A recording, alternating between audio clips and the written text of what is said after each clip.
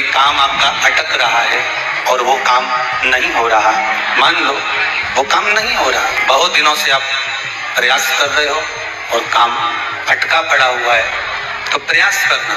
जल के पात्र में थोड़ा सा शहद, गंगा जल उसमें डालकर, पात्र में जल लेकर उसमें थोड़ा सा शहद, गंगा जल डालकर भगवान शंकर को कुंदकेश्वर महादेव के नाम से क्रोध करता है, गुस्सा करता है, तो महाराज शंकर भगवान का शंभेश्वर महादेव का नाम लेकर 31 बेलपत्र, जिस व्यक्ति को क्रोध आता है उस व्यक्ति का स्मरण कर आखा चावल मतलब सेके चावल के साथ एक बेलपत्र 31 बेलपत्र कर शिव जी के शिवलिंग पर समर्पित करी जाती है, मात्र दसवीं की तिथि के लिए, केवल दसवीं, चाहे उजाला की हो चाहे अंधेरे की। कौन से महादेव का नाम लेना है?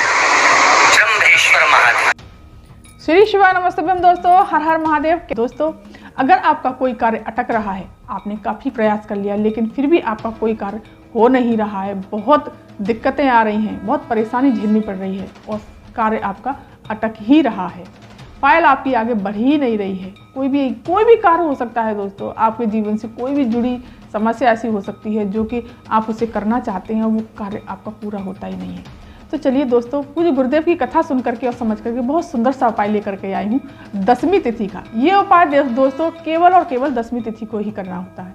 तो चलिए जानते हैं कि ये उपाय कैसे करना है। और दोस्तों एक बात और, पूज्य गुरुदेव ने कहा है कि ये उपाय चाहे शुक्ल पक्ष की दशमी हो चाहे कृष्ण पक्ष की दशमी हो, किसी भी दसवीं तिथि को ये उपाय कर सकते हैं।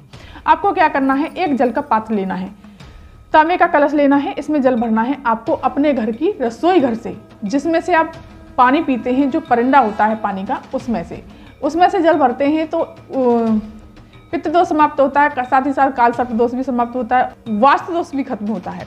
इसमें दोस्तों इस जल में ही आपको क्या करना है, थोड़ा सा गंगा जल डालना है दोस्तों, या आप गंगा जल पहले भी डाल सकते हैं और इस उपाय में बाद में भी गंगा जल डाल सकते हैं, कोई वो दिक्कत वाली बात नहीं है। और दोस्तों ये शहद बताया है पूज्य गुरुदेव ने, शहद भी इसमें डालना है।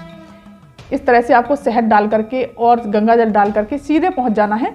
और दोस्तों इसके साथ आप दीपक ले जाइए, चंदन ले जाइए, जो भी पूजा की सामग्री है वो ले जाइए। सीधे पहुंच जाना है देवाधिदेव महादेव के शिव मंदिर पहुंच करके उत्तर दिशा की तरफ मुख करके खड़े हो जाना है, जैसे कि मैं बैठी हूँ उत्तर दिशा की तरफ। और वहाँ पहुँच करके आपको सबसे पहले क्या करना है, ये जल का पात्र जो है शिवलिंग पर समर्पित करना है।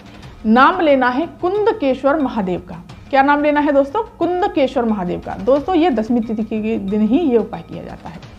श्री शिवाय नमस्तुभ्यं मंत्र का जाप करते हुए इस तरह से सारा का सारा जल आपको कुंदकेश्वर महादेव के नाम से इस पर यहाँ पर समर्पित कर देना है।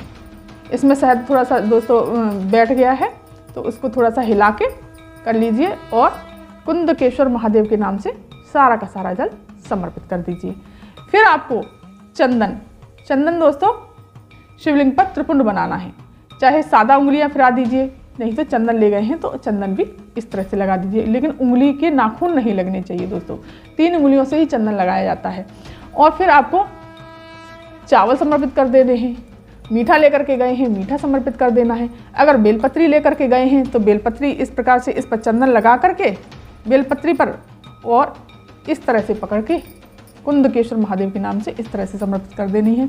एक दीप लगा देना है दोस्तों, इस प्रकार से दीप लगा करके और भोलेनाथ के सामने बैठ जाना है, उनके समक्ष बैठ करके थोड़ी देर वहाँ बैठना है दोस्तों। और पुष्प लेकर के गए हैं तो पुष्प समर्पित कर दीजिए, जो भी सामग्री समी पत्र लेकर के गए हैं समी पत्र समर्पित कर दीजिए। और वहाँ पर बैठ करके भोलेनाथ से प्रार्थना करनी है, बाबा मेरा ये काम है, काफ़ी समय से मैं प्रयास कर रहा हूँ, मेरा वो काम पूरा ही नहीं हो रहा।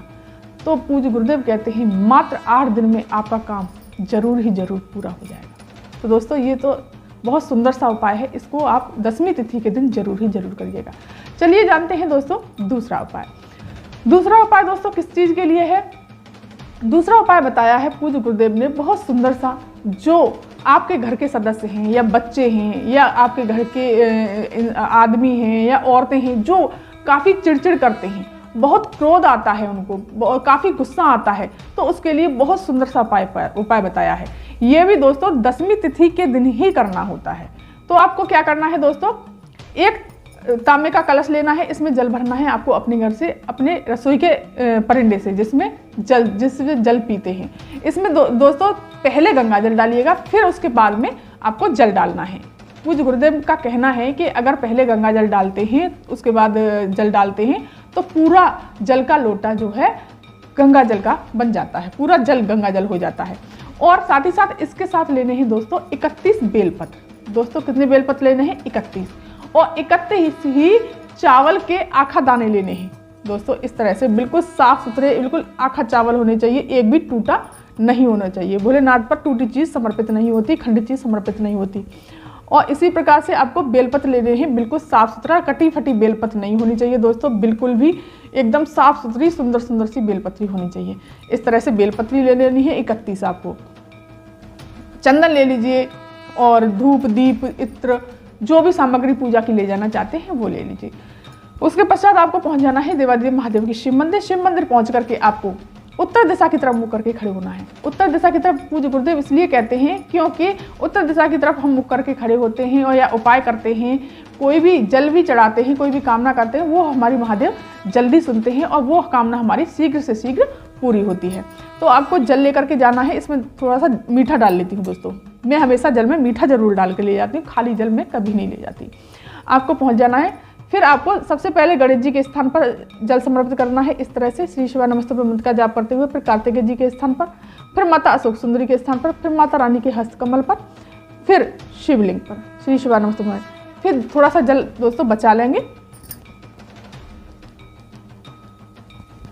दोस्तों एक बात बता दूं आपको, अगर पता नहीं हो कि ये तो गणेश जी का स्थान है, ये कार्तिकेय जी का स्थान है, ये माता अशोक सुंदरी का स्थान है, जो कटी भाग है जहाँ शिवलिंग रखा हुआ है ये है माता रानी का हस्तकमल, जो माता पार्वती का ये शिवलिंग है।